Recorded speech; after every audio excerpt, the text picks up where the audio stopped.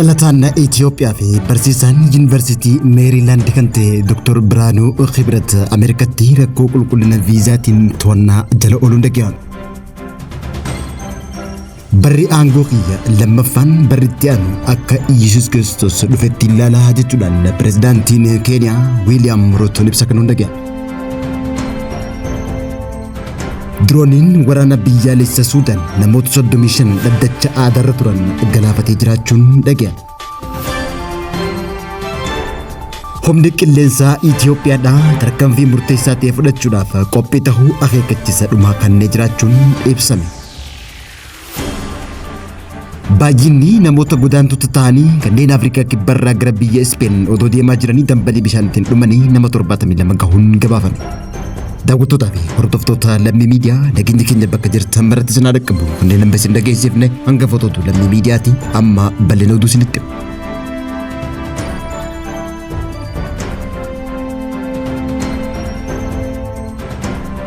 Dhalataan Itoophiyaa fi barsiisaan mana barumsaa faarmaasii Yuunivarsiitii Meeriilaand kan ta'e akkasumallee dhiyeenya kana badhaasa barsiisaa waggaa Ameerikaa kan injifate Dr. Biraanuu Khibrat Kolleejjii Faarmaasii Ameerikaa American Association of College of Pharmacy kan jedhurra walgahii waggaa irratti hirmaachaa ture yeroo deebi'u Ameerikaa Teeksas buufata xiyyaaraa idil addunyaa Daalaas Foortii keessatti humnoota immigireeshiniitii fi tajaajila gumurukaa Ameerikaa ICA'dhaan to'annaa jala ooluun gabaafame. Akka gabaasa CBS gabaase sababni to'atamuu Dr. Biraanuu Khibrat viizaan isaa eebila bara 2024 irraa kaasee yeroon isaa irra dabree waan jiruuf kan to'atame ta'uu ibsatee jira. Yuunivarsiitiin Meeriilaand dhimma kana ilaalchisee ibsa kennuudhaan Dr. Biraanuu Khibrat hayyama hojii seera qabeessa akka qaban ibsuudhaan barsiisaa bu'aa qabeessa, barsiisaa jaalatamaa fi michuu kabajamaa kolleejjii isaanii ta'ullee ibsite. Yuunivarsiitiin Meeriilaand to'annaa jala ooluu hojjetaa isaaniitti gadduu fi dhimma isaaniis hordofaa jiraachuu beeksifte. Taatee kana dura mootummaan Ameerikaa gareewwan humnoota immigireeshiniitiif tajaajila gumurukaa Ameerikaa ICA namoota viizaa dogoggoraatii fi yeroon irra dabree qabaachuun biyyattii keessa socho'an xiyyeeffannoo irratti dalaguudhaan to'annaa jala akka oolan ajaja dabarsee turuun ni yaadatama.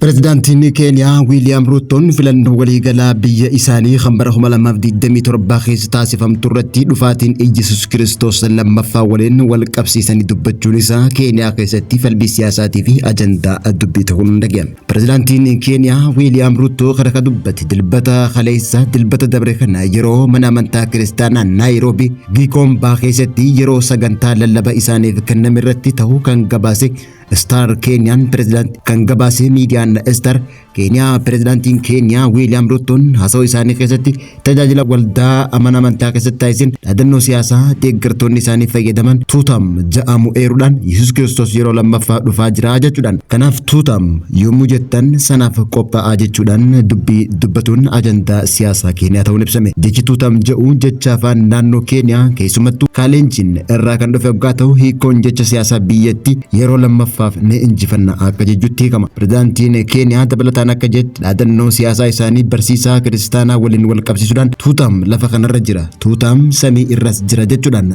dubbatuun ibsame. Akkasumallee haasawaa isaa miidiyaa hawaasaa irratti falmii bal'aa kaasuudhaan nama tokko ergaa isaanii akka yaalii ergaa hafuura dabarsuutti kan laalan waggaa ta'u kanneen biroo ammoo duula siyaasaa keessatti fakkeenya amantii fayyadamuun sirrii miti jechuudhaan qeequu fi mormaa jiraachuun dhaga'ame. Tuutam jechuun dhaadannoo siyaasaa deeggartoonni Ruutoo filannoo pirezidaantummaa marsaa lammaffaaf deeggarsa isaanii ibsuuf fayyadaman waggaa ta'u mormitoonni isaanii ammoo dhaadannoo wanta jedhu qabatanii pirezidaantii Ruutoo bara aangoo tokko qofa akka tajaajilu falmaa jiraachuun dhaga'ame. Heerri biyya Keeniyaa pirezidaantiin tokko marsaa lama qofaaf akka dorgomu kan ayyamu waggaa ta'uun filannoo waliigalaa Keeniyaa bara 2027 dhiyaachaa jiruun pirezidaantiin Wiiliyaam Ruutoon marsaa lammaffaaf aangoo itti fufsiisuuf deeggarsa barbaadaa kan jiru ta'ullee ibsame. Mormitoonni isaa ammoo aangoo kana jijjiiramuuf yaamicha dhiyeessaa jiraachuu fi falmii gaggeessuuf qophiirra jiraachuun himame.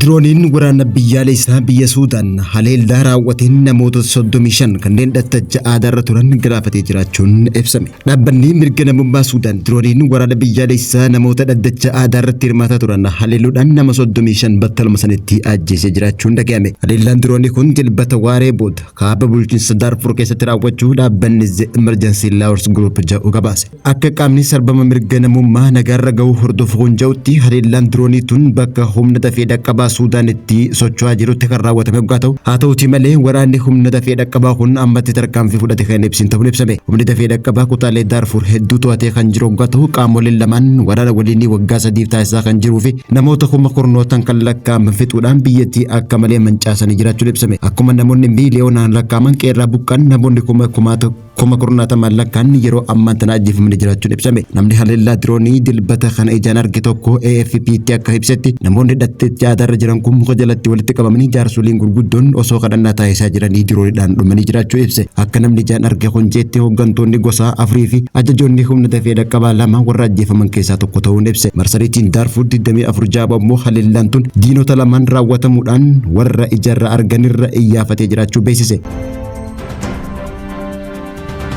Humni qilleensaa Itoophiyaadha haleellaa qilleensa raawwachuudhaaf yeroo ammaa tana akeekkachiisa dhumaa walitti bu'iinsa TPLF fi humnoota federaalaa gidduutti taasifamaa jiruun akeekkachiisa kan jiraachuun dhaga'ame. Humni qilleensaa Itoophiyaa wixata kaleessa gayya 3 bara 2020 irraa eegalee 26 irraa eegalee haleellaa fi sochiin humnoota diinaa kamirraa dhufuu danda'uuf deebii ariifachiisaa fi cimaa kennuudhaaf qophii ta'uu kan beeksise yoo ta'u duun akeekkachiisaan tun eegumsa kabaja daangaa Itoophiyaatii fi nageenya biyyattii yaaddoo keessa akka hin galchineef tarkaanfii fudhatamu ta'ullee ibsame. Ajajaan olaanaan humna qilleensaa Itoophiyaa Leetinaal Jeneraal Yilmaa Mardaasaa akka ibsanitti qaamni kamuu hayyama malee daangaa fi samii Itoophiyaa keessatti illee bararuu akka hin dandeenye fi tarkaanfiin cimaa fi murteessaa ta'e kun fudhatamuuf yeroo ammaa tana qophiidhumarra jiraachuu beeksise. Humni qilleensaa Itoophiyaa biyyattii weeraraa fi haleellaa tasaa kamirraa fashaleessuuf qophaa'ummaa olaanaa keessa akka jiru ibsate jira. Dhumarratti humni qilleensaa Itoophiyaa biyyattii nagaa fi tasgabbii daangaa Itoophiyaa mirkaneessuu irratti kutannoo guutuu akka qabu ibsuudhaan sochiin hayyama malee taasifamu kamurratti deebiin hatattamaa fi barbaachisaaf ariifataa ta'e ni fudhatamaa jechuudhaan ajajaan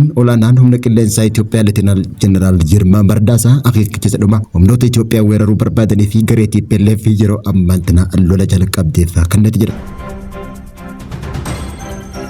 Baajinni namoota tuuta godaantota Morookoo irraa gara naannoo bulchiinsa Ispeen seeraan alaa socho'aa turanii yeroo ammaa tana namni 72 ga'uun ibsame. Dhumaatiin namoota kanaa dambalii bishaan irraatiin ta'uun ibsame. Yeroo Ispeen galuuf yaalii taasisanitti dhumaatiin reeffi namoota 5 dabalataan qarree Afrikaa kibbaa irratti argamu isaatiin wal qabate yoo xiqqaate lakkoofsi namoota taatee kanaan du'anii 72 gahanii jiraachuu qondaaltonni mootummaa beeksisan. Baay'ina namoota dhumanii kanaan lakkoofsi abbootii taayitaa Morookoo dilbata dabre kana ifa taasisan akka mul'isutti namoonni lakkoofsi isaanii 50 ta'an caalanii fi lafaa fi galaanaan gara seetutti kan qajeelan hoggaa ta'u dambalii godaantotaatuun yeroo kanatti yeroo kamisa dabre galaanaan tarkaanfachuu yaalii taasisanitti dambalii qilleensarraa dhufteen dhumanii jiraachuun ibsame.